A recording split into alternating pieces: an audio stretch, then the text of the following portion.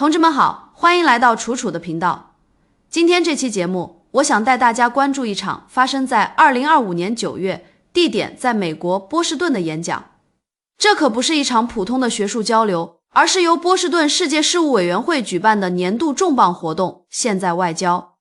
这个项目的核心原本是探讨在美国国家利益框架下的外交策略，而今年的主题更是直指当今世界的痛点：美国、中国与大国博弈。为了这场讨论，他们请到了一位真正的重量级人物，刚刚卸任的美国驻华大使，同时也是哈佛大学肯尼迪政府学院的外交与国际政治教授尼古拉斯·伯恩斯。为什么我要特意强调这个背景？因为只有当你意识到这位演讲者的身份，一位在美国外交界摸爬滚打了几十年，亲历了中美关系最前线的老将，并且是在一个如此正式、严肃的场合下发言时，你才能真正感受到他接下来所披露内容的惊悚程度。这不仅仅是一次演讲，这更像是一份来自泰坦尼克号瞭望员的最后报告，甚至可以说是这位资深外交官发出的绝望呐喊。大家有没有想过这样一个场景？如果有一天，美国不再是那个全球到处挥舞大棒的警察，也不是那个在好莱坞电影里拯救世界的英雄，而是一个主动关掉麦克风、拆掉自家基建，甚至把自己的外交官像倒垃圾一样扫地出门的垂暮老人，这个世界会变成什么样？你们可能会觉得我在开玩笑，或者是在讲什么反乌托邦的科幻小说。但如果我告诉你们，这一切不仅是正在发生的现实，而且是伯恩斯大使亲口讲述的呢？他描述的那个未来，或者说那个他刚刚经历过的现在，充满了荒诞、混乱和一种令人窒息的无力感。在这次分享中，伯恩斯彻底撕开了美国外交崩塌的遮羞布。他提到了特朗普再次上台后的美国，提到了伊隆、马斯克是如何拿着手术刀甚至喷火器肢解了美国政府的喉舌，提到了那个曾经让无数人向往的灯塔是如何一步步自我熄灭的。更重要的是，他带回了一个让华盛顿精英们彻夜难眠的真相：在大洋彼岸的中国，那个庞大的竞争对手正在以一种美国人完全看不懂，甚至不愿意相信的速度全方位的接管比赛。今天楚楚就带着大家逐字逐句地拆解这份令人震撼的内部证词，看看在这个风云突变的时代，美国究竟是如何一步步把自己逼入绝境，而中国又是如何在那位东方领导人的布局下完成了这盘世纪大棋的逆转。系好安全带，真相可能比你想象的要残酷得多。让我们把目光聚焦回演讲现场。伯恩斯一上来并没有讲什么客套话，而是直接抛出了一个极其沉重的论断，仿佛一颗深水炸弹扔进了波士顿公共图书馆那安静的大厅里。他说，中国精英阶层坚信美国正在衰落。请注意，这不再是坊间的流言，也不是网络上的嘴炮，而是他在中国这几年走遍了26个省份，见了无数省委书记、省长、学者和商人后得出的最直观结论。他说，他花了所有的精力和时间，试图去反驳这个观点，试图告诉中国的朋友们，嘿，听着，我们没死，我们还没完蛋。但是他的反驳显得那么苍白无力。为什么？因为现实在狠狠地打他的脸。中国的高层，特别是习近平主席及其幕僚，他们的判断非常清晰，那就是东升西降。早在2020年，这个论断就已经被摆上了台面。在他们眼里，美国的政治系统是功能失调的，华盛顿的政客们整天忙于党争，而不是解决问题。美国的基础设施是拉胯的，道路坑坑洼洼，桥梁年久失修。虽然伯恩斯试图用拜登时期通过的那个万亿基建法案来挽回一点面子，说看我们也能修桥铺路，但这种辩解在现实面前显得杯水车薪。因为与此同时，美国正在做一件让所有人都看不懂的事情，那就是自杀式的软实力裁撤。这也正是伯恩斯最痛心疾首的地方，大家知道吗？在过去，美国之所以能称霸全球，除了航母和美元，还有一个更厉害的武器，那就是讲故事的能力。从冷战时期的美国之音到后来的各种对外援助机构，美国构建了一张巨大的网，向全世界输出它的价值观，告诉那100-200个国家，我是好人，你要跟我混。但是根据伯恩斯的描述，当新的特朗普政府上台，当那个大家都熟悉的科技狂人伊隆·马斯克介入政府效率改革后，发生了什么？他们不仅是削减了预算，他们是直接拆毁了这些机构。伯恩斯用了 dismantled 拆除这个词，听得我心惊肉跳。他说，这毫无意义，这让我们在战场上赤手空拳，把整个舆论阵地拱手让给了中国。大家试想一下，在中国有数以亿计的人使用微博和微信，伯恩斯曾经试图在这些平台上进行所谓的思想之战，去争夺话语权，去谈论那些美国人引以为傲的所谓自由和人权，去攻击中国的治疆政策，去批评香港的国安法。在那场舆论战中，双方可是剑拔弩张，中国官方媒体会毫不客气地回击，甚至直接点名批评伯恩斯和美国总统。那是一种推拉式的博弈，虽然激烈，但至少美国还在场上。可现在呢？按照伯恩斯的说法，马斯克和他的 DOGE 团队，也就是所谓的政府效率部，干了什么？他们把美国之音给毁了。这个从杜鲁门时代就开始建立，用来对抗苏联、对抗一切美国意识形态敌人的喉舌，被一锅端了，所有人都被解雇了。伯恩斯举了一个特别具体的例子，听完真的让人觉得既荒诞又可悲。他说到了印尼，印尼这个国家很聪明，它跟中美两边的关系都不错。直到最近，印尼的国家广播公司每周还会给美国之音1个小时的播出时间，同时也给中国的央视1个小时，这就很公平，对吧？你们两家大国一人1小时，各自讲各自的故事。但是因为美国政府自己在今年春天把美国之音给拆了，没人干活了，也没节目输出了。结果是什么？印尼那边一看，既然你美国没东西播了，那这空出来的1个小时怎么办？当然是给中国了。于是原本的1小时对1小时变成了中国独占2小时。伯恩斯痛心疾首地说，在向全世界194个国家解释我们是谁，我们信奉什么的这件事情上，我们把自己给阉割了。这不仅仅是失去一个广播时段的问题，这是美国主动放弃了全球话语权的争夺。就像两军对垒，你这边还没开打，先把自己的号手给杀了，把战鼓给戳破了，然后指望对方能被你的沉默给吓退吗？这简直是天方夜谭。不仅是美国之音，还有一个更重要的机构也被连根拔起，那就是美国国际开发署。可能很多朋友对这个机构不太熟悉，觉得它就是个撒钱的，但在伯恩斯眼里，这是美国外交的另一只手。当年小布什总统通过这个机构，在非洲搞抗艾滋病计划，发放疫苗，救了成千上万人的命。这换来的是什么？是人心，是这些国家对美国的感激和认同。然而，就是这样一个机构，在今年2月的短短8天内被彻底肢解了。伯恩斯描述那个场景简直像电影里的清洗，他们甚至找人用喷灯把华盛顿宪法大道上那栋大楼门楣上的 USAID 标志给烧掉了。8500名员工在1周之内被全部解雇。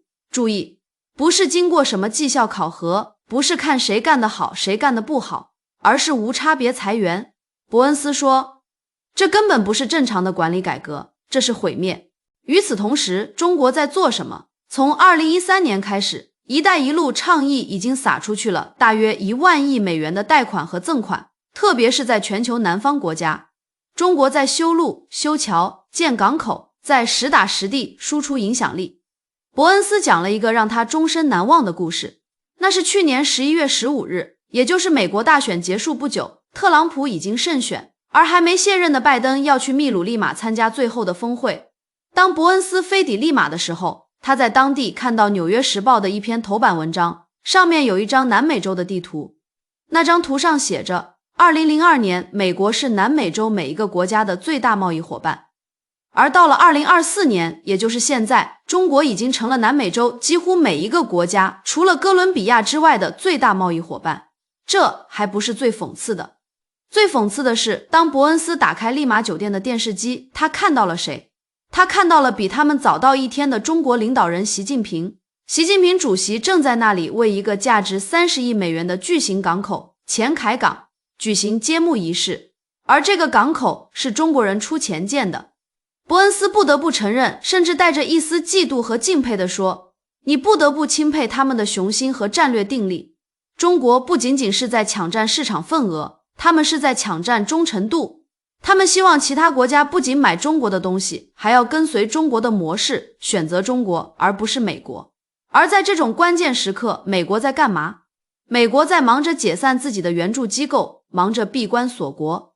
伯恩斯反问，这符合美国人民的利益吗？这说得通吗？这就引出了我们今天要聊的第二个重点，美国对中国实力的严重误判。在这次分享会的问答环节，有个观众提了一个很尖锐的问题。他说，大使先生，你总是说中国很强，但我看很多学者说中国已经见顶了，也就是所谓的 Peak China 论调。你看恒大的债务危机，看地方政府的债台高筑，还有那些所谓的豆腐渣工程，中国是不是并没有表面上看起来那么光鲜？这个问题代表了相当一部分西方观察家的看法，他们习惯用显微镜去找中国的裂缝，并以此安慰自己，没事儿，中国快不行了。但伯恩斯这次没有附和这种论调，相反，他给了那个提问者一记当头棒喝。他说，他和他的妻子 Libby 这几个月回到剑桥反思，我们得出的结论是，我们严重低估了中国的力量。首先是基础设施。伯恩斯说，那些火车简直太棒了，他坐过中国的高铁，从北京到上海1000多公里，只需要4个半小时。然后他对比了一下美国的 Amtrak，也就是美国国铁，那个语气充满了恨铁不成钢的无奈。如果你坐过从波士顿到纽约的火车，你就知道他在说什么。那种巨大的落差不是靠嘴硬就能掩盖的。其次是科技和人才，这才是未来10年甚至几十年大国竞争的硬通货。伯恩斯抛出了一组让人窒息的数据，在中国的一流大学里，有 34% 的大一新生选择攻读工程学或 STEM， 也就是科学、技术、工程、数学领域。而在美国，这个比例是多少？只有 5.6%。这还没完。伯恩斯作为哈佛大学的教授，他说每当他在毕业典礼上让理科生站起来时，不管是化学、生物还是物理专业，站起来的绝大多数都是亚裔面孔，中国留学生、华裔美国人、印度裔美国人。就连特朗普把硅谷的大佬们叫到白宫开会，放眼望去也是大量的印度裔和华裔。伯恩斯非常严肃地警告，在关乎未来的核心竞争力上，在科技领域，如果你剥离了这些亚洲人才，美国本土的造血能力是有问题的。再来看看军事，很多人质疑中国军队自从1979年之后就没打过仗，真的有战斗力吗？伯恩斯说，我见过解放军，我认为我们低估了他们的军事实力，更低估了他们的技术实力，而且除了硬实力，还有一个软性的但更可怕的东西，战略定力。中国共产党是具有极强战略眼光的。伯恩斯提到，中国的外交部长不管换谁，连续3-5年，每年的第一次出访必定是去非洲。整整3-5年啊，朋友们，这是什么概念？这就叫雷打不动，这就叫战略优先级。中国在告诉非洲兄弟，你们对我们很重要。反观美国呢？伯恩斯吐槽说，特朗普第一任期一次非洲都没去过，拜登呢就在临下台前的那个12月去安哥拉晃了2-3天。这种对比，非洲人民看在眼里，世界人民看在眼里。中国可以做一个长达10年、20年甚至30年的布局，而美国的政策往往随着总统的更迭而翻烧饼。这就引出了伯恩斯最担心的另一个大问题，混乱的关税战。如果说拆毁软实力机构是自断手脚，那么现在的关税政策简直就是在喝毒药。伯恩斯提到，特朗普政府的关税政策已经让美国的有效关税税率从年初的 2.5% 飙升到了 18.6%。这是什么概念？这是自1931年斯穆特获利关税法以来的最高水平。熟悉历史的朋友都知道，那次高关税政策被经济学家普遍认为是加剧大萧条，导致2战爆发的重要原因之一。伯恩斯把现在的全球局势形容为狂野西部，那个由杜鲁门、艾森豪威尔、肯尼迪、里根建立起来的国际秩序，无论是联合国的体系，还是大国之间的和平默契，已经荡然无存。现在是一个失序的世界，美国正在变成一座孤岛。而在这种孤立中，最让伯恩斯感到悲哀的是人与人之间联系的断裂。他讲了一个关于留学生的故事，听得我心里五味杂陈。10年前有15000名美国学生在中国留学，那时候美国想要了解中国，有一大批懂中文、懂中国文化的年轻人作为后备军。但到了2022年，因为疫情和政治原因，这个数字跌到了惨不忍睹的350人。伯恩斯作为大使急坏了，他天天给美国的大学校长打电话，求爷爷告奶奶，让他们把学生送回来。他说，如果我不这么做，那么10年、20年后，接我班的大使手里将无人可用。想象一下，两个拥有核武器的超级大国，如果彼此之间完全不了解，那是多么危险的一件事。为了搞清楚到底还有多少美国学生，伯恩斯甚至让使馆工作人员给中国所有的大学打电话去查户口。6周后，数据出来了，1114人。虽然比350人好点，但这对于拥有14亿人口的中国来说，简直就是沧海一粟。伯恩斯讲了他去贵州大学的一段经历，那是一所拥有4万名学生的大学。校长告诉他，你要找美国学生，我们这儿有一个。然后一个19岁的小伙子被叫了出来，他叫 Jared Shelley， 来自加州伯克利。伯恩斯问他，你是第1115号，你怎么会跑到贵州来？这小伙子的回答很有意思，他说，首先因为父母是研究中国的博士，家里有这个氛围，但真正的原因是他在加州读高中的时候交了一个女朋友，那个女孩是来自中国的苗族移民。女孩告诉他，贵州大学就是世界的中心，你应该去那里上学。虽然现在他们已经分手了，但这小伙子却留在了贵州。他和6个中国男生住在一个宿舍，说着一口流利的中文，完全融入了当地的生活。伯恩斯看着这个年轻人感慨万千，他说，我们需要更多像杰尔的这样的人。为什么？因为只有这样的文化融合才是防止战争的最后一道防线。可是现在美国正在做什么？正在驱逐外交官，正在切断交流，正在用高墙把自己围起来。在演讲的最后，当波士顿公共图书馆的馆长问到关于美国政府内部专业人才流失的问题时，伯恩斯的回答充满了愤怒和无奈。他说，新政府的裁员方式极其野蛮，国务卿卢比奥直接下令裁掉了3000名外交官。要知道，美国整个外交团队才15000人啊，这一下就砍掉了1/5，而且不是那种给你3个月找工作的体面分手，而是冲进办公室告诉你，你被开除了，给你3个小时打包，拿着箱子滚蛋。伯恩斯说，这种羞辱式、破坏式的清洗正在摧毁美国政府的机构记忆。那些干了30-40年的老外交官，那些知道怎么跟俄国人谈判，怎么跟中国人周旋的活字典，就这样被扫地出门了。伯恩斯在演讲中还特别提到了即将可能举行的美中首脑会晤。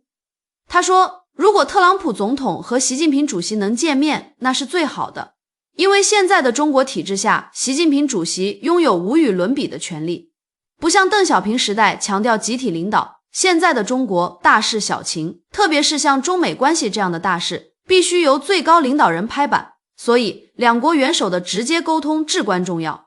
但是伯恩斯也表达了深深的担忧，因为按照中国的传统，首脑会晤之前，双方的团队得先把成果谈个8、9不离10，领导人见面只是去摘果子的。可现在横亘在两国之间的是那座巨大的关税大山，美国的财政部长斯科特·贝森特和中国的何立峰副总理能不能谈出一个降低关税的新协议？伯恩斯认为这是关键，如果谈不拢，那么这所谓的首脑峰会可能也就泡汤了。回顾整场演讲，伯恩斯的情绪是复杂的，他既有对中国迅速崛起的客观承认，甚至某种程度上的敬畏，也有对美国当前混乱政策的极度失望和愤怒。他像是一个看着自己家房子着火，却被没收了灭火器的消防员。他反复强调，中国不是我们的敌人，中国人民不是我们的敌人。我们在军事上、人权上可以强硬，但我们必须与他们和平共处，而要做到这一点，唯一的途径就是理解。可是当美国之音变成了静音，当 USAID 变成了灰烬，当外交官变成了下岗工人，美国靠什么去理解，又靠什么被理解？伯恩斯最后说，也许等到下一任总统，无论是共和党还是民主党，只要是个正常人，都会想要重建这些机构。但问题是，破坏容易重建难。当你缺席了几年，当你把市场和人心都拱手让给对手之后，你还能拿什么去赢回那个世界？中国不会等你。前开港的船只已经开始穿梭，非洲的基建正在拔地而起，中国的高铁还在不断提速，而那 34% 的理工科学生正在实验室里夜以继日的攻关。这个世界不再是原来的那个世界了。美国曾经以为自己永远是主角，但现在正如伯恩斯所担心的那样，如果继续这样自废武功，那么在未来的历史书上，这一章可能真的会被命名为帝国的黄昏。这不仅仅是关于中美博弈的故事，这是一个关于傲慢、偏见以及失去机会的故事。听完伯恩斯大使的这番肺腑之言，我不知道大家此时此刻的心情是如何的，是感到震惊，是觉得意料之中，还是对未来的不确定性感到一丝寒意？我们常说兼听则明，今天我们透过一位美国前驻华大使的眼睛，看到了一个我们平时可能忽略的美国，也看到了一个在对手眼中强大的可怕的中国。这篇来自2025年9月的深度分析，是不是让你对现在的局势有了全新的思考？这就是今天的节目。这个世界变化太快，不想掉队的朋友记得一定要订阅楚楚的频道，点亮那个小铃铛。我们不做随波逐流的浮评，我们要当看清大势的智者。感谢您的观看，我是楚楚，我们下期视频不见不散。